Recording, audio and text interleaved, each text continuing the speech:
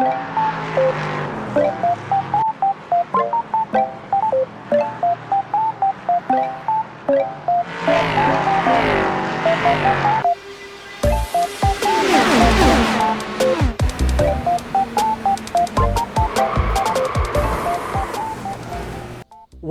it finally happened. The worst update ever in existence with MetaQuest has finally been fixed. All the bugs have been fixed. You can finally play the MetaQuest Link app on your PC. They fixed it, thank God. I don't know how that update got approved to be released a month and a half ago, and it was just a complete mess with so many issues, so many bugs. It was bad. If you're new to the channel, liking and subscribing will be great because it will help this channel out. I'm a very small YouTuber right now, and I'm trying to make this channel grow. Please help me reach 1,000 subscribers. That will be really helpful. Thank you all so much. Now enjoy the video. Now, if you don't know what the heck I'm talking about, a month and a half ago, or almost 2 months now, Meta released an update for the Quest Link app. Now, before, Meta's always had a history of hit or miss updates. Sometimes they were good, sometimes they were bad, sometimes they were really good, sometimes they were really bad. So it's always been this kind of floppy potato between what update was good or bad. It was always like a gamble, a guess, where maybe this update might actually bring something new. Maybe this update might ruin everything that made the last update really good. But one thing that they were consistent on was being very inconsistent.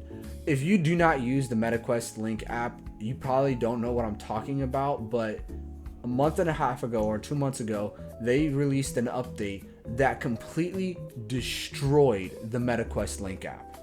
It completely ruined everything. One of the biggest issues that was happening was you would plug, for me at least, is you would plug in your headset and you would just sit there on a loading screen, not being able to load whatsoever.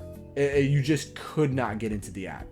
And then you would have to go through this whole hassle of disconnecting the headset, reconnecting the headset, restarting the PC, and stuff like that. So it was like that back and forth thing. When the update first came out, it was bad, but it wasn't as bad as it was later down the line.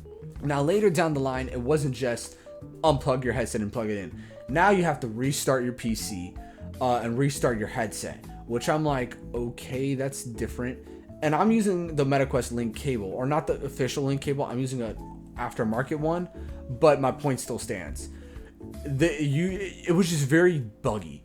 And then later down the line, it got even worse. The worst it was when you would plug in your headset and it would not even connect. You would have to go into Task Manager, shut off MetaQuest Link, go into the software where you downloaded it, go into the files, and either uninstall the app or repair the app. And then it would start working. But after that, it got even worse to where even if you were to uninstall the app and repair the app, that would only fix the issue of the app taking forever to load. Now you just couldn't get in whatsoever, no matter what you did. Reboot your headset, reboot your PC, restart the app, repair the app, uninstall it, re-download it. Nothing was working. And then for like almost 3 weeks, we just went without being able to use the MetaQuest Link app. And I think the biggest issue with this was the fact that there was zero people talking about this. The MetaQuest 3 is not an under-the-radar headset that nobody knows. It is a very popular, if not the most popular headset on the market right now, behind the Quest 2 and I would say the Quest 3S because it's cheaper. But other than that, it is like the top 3 most popular VR headsets to get because budget friendly and all that good stuff. I won't get into in this video, but because of how popular it is, I'm just surprised that this flew under the radar. I've only seen a couple YouTubers, including myself, and one Reddit post talking about this. So I don't know why this was so unaddressed. And then when people did address the issue towards Meta, they would not respond. They would give the whole reboot your PC, reboot the app, see if that works. But there was no actual fix to the app. They did not say we're working on it right now. Give us a moment. They just went silent, almost silent for like 3 weeks to a month. And then out of the blue, Mark Zuckerberg decided to have mercy on us and finally fix this update. Yes, it is fixed. Hallelujah. So I'm gonna get into the app to show you guys what it looks like right now. Hopefully it's fixed with everybody. I would not be surprised if another glitch came out because Meta is very inconsistent with that. But you know, I'm gonna show you what it looks like on my headset. All right, so this is my menu. I'm going to plug in my headset. All right, headset is plugged in. We're going to press that. All right, I heard the noise on my computer telling me it's plugged in. And we're going to go to Lodge. I'm using the link cable, by the way. So you would usually be stuck on this screen right here. It would take forever, and you just consistently see this, and nothing would ever load. All right, this is my point of view. Seems very glitchy. Oh, okay, there we go. Wait, nope. I think everything's fixed. Something happened where I thought it glitched out again, and then which it still kind of seems very buggy. I don't think I like the way that looks. Yeah, something's happening. But it was you still can get into the app. You still can go into the app. But yeah, before you were just stuck on that loading screen. There's me. Hello. How y'all doing? Let's go right here. We'll exit out of here, and we will go on to iRacing, and let's see how it plays on iRacing. We are going to do a test drive, and I will just use the Liger JSP320 on the Circuit D Spa. I don't even know how to pronounce that. All right, let's load in. OpenXR. Make sure I was going to mention this before, but I got off. Make sure when you load this app, if you logged into another thing, make sure Oculus, the MetaQuest link, is set as OpenXR runtime. If it's not set as OpenXR runtime, it will not load in correctly, and this will not work. So make sure to set that to OpenXR runtime, or make sure to set your MetaQuest link app to OpenXR runtime if you are using OpenXR, which I recommend you should. Me from the future here. Yeah, you should get OpenXR anyways because it's mostly required for all PCVR content. So yeah, no, you definitely need to download and install OpenXR. But yeah, no, let's continue with the rest of the video. All right, we are in the app. We will go to test now, and we will see how this all looks. All right, this is the inside of the car. This is what it looks like driving inside the car. Press my in-car adjustments or graphic adjustments, because I don't think you sit this low inside of an LMP2 car, but I could also be wrong. I have it set up on my monitor. Well, we'll just leave it at this, and we can press this to adjust the look of the car. All right, I think we are good. All right, let's drive. Put that on relative. I think the biggest issue with this app is if you don't have good Wi-Fi. That will be that's mostly with everything. If you don't have good Wi-Fi, I always recommend getting a Ethernet port, and I will mention in a future video on how to put an Ethernet port in your room or how to get good Wi-Fi in your room if you do not have Ethernet ports, which I'm going to test myself because I'm going to invest in a Wi-Fi mesh system. So you know, everything's doing good. 35, 36 FPS, not the best. I think that could be a Wi-Fi issue for me or a graphics card issue. So I'm not too sure why it's showing low FPS. I think it's a mixture of both.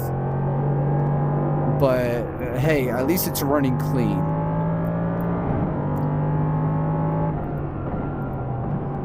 So we'll take this turn right here. Forgive me for my poor driving.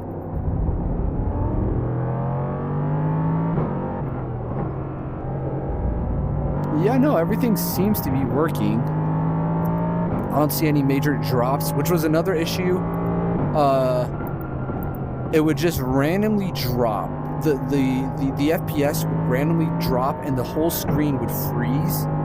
And it would become all shaky and jittery is the best way I could describe what it looks like in the VR headset. And then sometimes it's not too bad. Sometimes it's really bad to the point where it hurts your eyes and you want to take off the headset. Sometimes it's just completely unusable. So, but here I'm not experiencing any of that.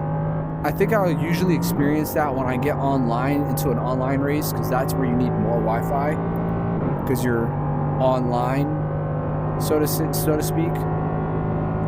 But yeah, no, I'm getting a consistent 36 FPS, which is good. I don't mind having 36 FPS as long as it's consistent. As long as it's consistent and stays at that spot and doesn't drop, I'm good. Because the worst is when it drops down to like 2 FPS and then it just went off track. It just drops down to a 2 FPS, freezes up, everything becomes jittery and unusable. Well, yeah, no, that's one lap at Circuit du Spa. And I'm about to crash into a wall. Oh no, we didn't. Lucky me. But yeah, no, it looks like they worked out all the major issues that was plaguing the MetaQuest Link app. It's running very smoothly right now, so that's good news. Because I've used it before making this video. I think the major issues come from Wi-Fi, where if you do not have good Wi-Fi, that's where you're going to see a lot of the latency drops. And depending on your PC hardware too, will also depend on latency drops and frame rates. But other than that, it's working way better than what it was. There's still some issues that do need to be worked out, because I was noticing when I first started, it was bugging out a little bit, which I didn't like. I would like it to be just a smooth, seamless connection, but I much prefer this than what we had before, where it was completely unusable and you couldn't even get into the app. But only time will tell on what the next update will bring, whether it's going to be an amazing update that's going to strengthen and make the experience better in the app, or if it's just going to be another fumble that we're going to have to sit through another month of waiting for a new update to fix the issue. So yeah, Meta, if you're watching this, if any Meta staff is watching this, please don't screw the next update up. I like the MetaQuest Link app. It's simple, it's easy to use, it's free, and I just don't want it to be bugging out all the time every time I'm trying to play a racing simulator. Well, yeah, no, that's all I got for today's video. Like I said before, like and subscribe if you're new. It will really help me out and really help this channel out. And let's hope I can get to 1,000 subscribers. That would be an amazing accomplishment. But thank you guys so much for watching, and I'll catch you on the next video.